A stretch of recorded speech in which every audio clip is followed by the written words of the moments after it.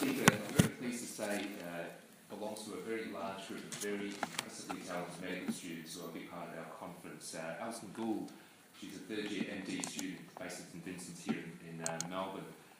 Amongst other things, Alison's passions include foam, and in fact, it's exactly what she's going to tell us about over the next 6 minutes and 40 seconds.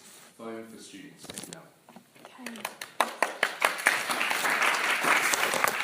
So really shifting gear a little here from Tanya's topics. So my name's Ali, and thanks a lot for this opportunity, Don. So I'm here to talk to you about foam. Oh, how do I work it? Like that. I'm here to talk about foam, but particularly for medical students. So who in the audience here knows, when I say foam in the context of medical education, knows exactly what I'm talking about? Oh, most of you, that's great. So those who don't, this is what it is. And in the next couple of talks, Jen and Sue are going to give you a bigger rundown on exactly what it is. But it's basically a bunch of websites and apps that, being free, it would have made Hippocrates really happy, I'd say. So as you can imagine, foam can be really distracting for a medical student. There's a lot of intubation videos out there, and it's been quite distracting for me as a student. So I've created this website that can help direct students to relevant topics. That can help them in the particular stages of their courses. So this is a quick outline of what I'm going to go over in the next 5 minutes. So medical school is hard, it always has been, and this is no news to anyone in the room. It's about loading up future doctors full of copious amounts of information, and some of that information is really difficult to understand. And there's actually exponential growth of medical knowledge, which we learned all about this morning, which in a way means it's getting harder. Fields such as immunology, genetics, neurology, or neuroscience really, they're advancing at a rapid rate, and students are under a lot of pressure to soak it all in. So medical schools have really had to change the way that they teach to address this information overload.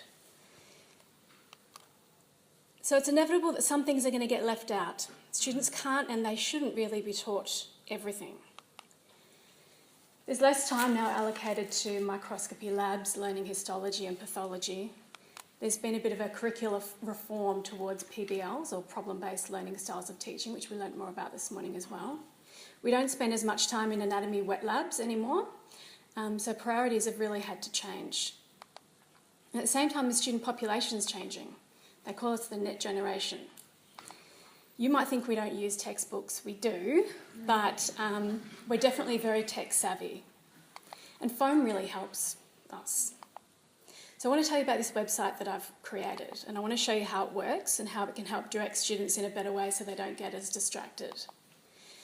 So, for example, here's all the different resources that are arranged in particular areas. So say a student is doing a particular rotation.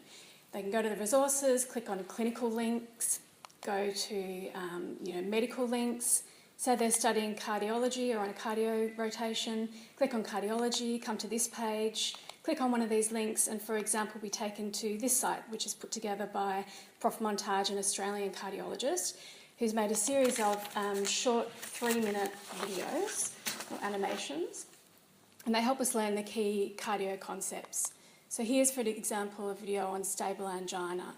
And the videos, as you can see, are really high quality, and the information that they provide is excellent. Another example is from the preclinical resources available on the site. So again, you go back to the resources link, you select preclinical, scroll down, and let's say the student needs help with anatomy.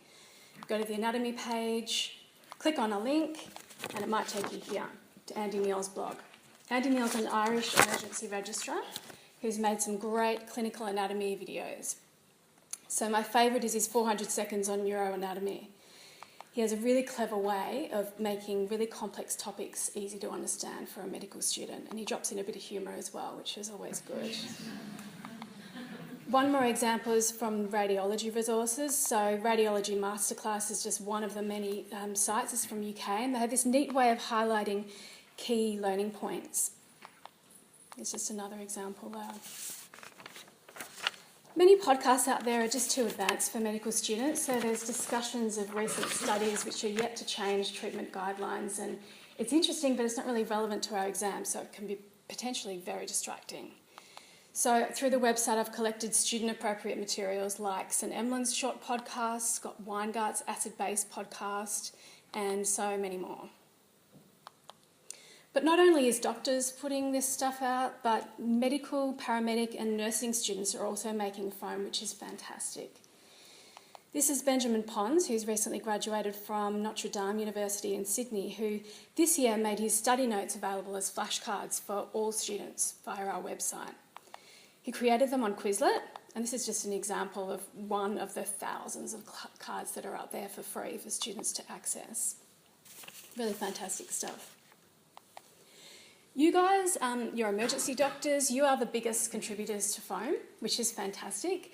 There's actually a lot of urology out there as well, and nephrology. But we really need more online resources from other areas. So if you're from another area, think about getting on board or tell your techie friends.